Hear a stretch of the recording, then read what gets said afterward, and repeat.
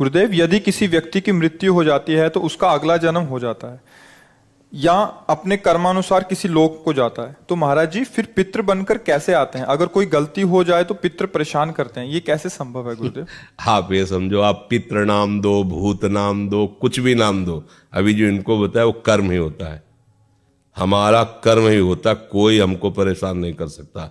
कोई देवता, कोई भूत, कोई प्रेत, कोई पितर, ये बात गांठ बांध लो, कोई तांत्रिक, कोई सिद्ध। यदि मेरा कर्म गलत नहीं है तो विश्व ब्रह्मांड में किसी की ताकत नहीं है कि वो हमको दंड दे सके, क्योंकि सबका शासन करता भगवान है, ईश्वर है। अगर कोई अपने तप का प्रभाव भी करना चाहे, मान लो तपस्वी है, तो बीच में आके खड़ा हो जाएगा, बिल्कुल वो भजन नहीं करता पर वो निष्पाप है, उसने अपराध नहीं किए, तो किसी न किसी रूप में भगवान आके खड़े हो जाएंगे, उसकी रक्षा कर लेंगे। इसीलिए उनका एक नाम है ईश्वर। संपूर्ण जीवों का शासन उनके हाथ में है और सब जगह विराजमान है। यार मैंने तो भगवान को पुकारा ही नहीं, लेकिन मेरा सब काम बन गया। ऐसा फंस रहा था, ऐसा गिरने वाला था कि मर जाते, ये लोग फंसा लेते। ऐसा कौन बचाया? तुम्हारे अच्छे कर्म, तुम्हारे अच्छे कर्म, बुरे कर्म नहीं। मैं तो फूंक फूंक कर पैर धर रहा हूं, जब से मुझे हो से कोई गलती नहीं हुई हमसे। हमारी दुर्दशा लोग कर रहे हैं, हमारी दुर्दशा इससे हो रही, उससे, कोई दूसरा नहीं है।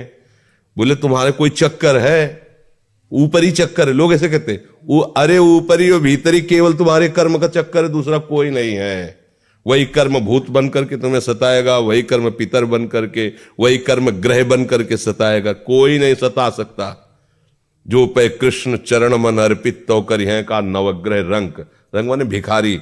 ये भिखारी नवग्रह तुम्हारा बाल बांका भी नहीं कर सकते यदि कृष्ण चरणारविंद में चित्त लगाए हो।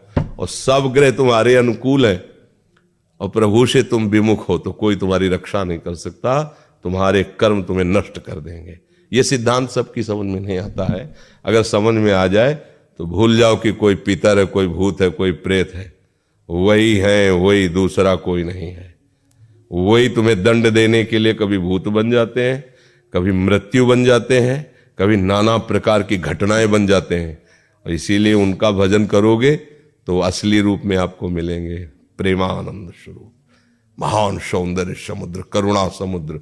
वही नहीं कहते जो विमुख है, अधर्माचरण करता है, उसके लिए मैं काल रूप भयंकर हूं। भगवान ही कह रहे, मैं उसके लिए भयंकर रूप हूं। देखो, भगवान का ही एकमात्र स्वतंत्र साम्राज्य है। वही बनने वाले, वही बनाने वाले हैं। बस सावधान होकर उनका भजन करो, कोई कुछ नहीं कर सकता।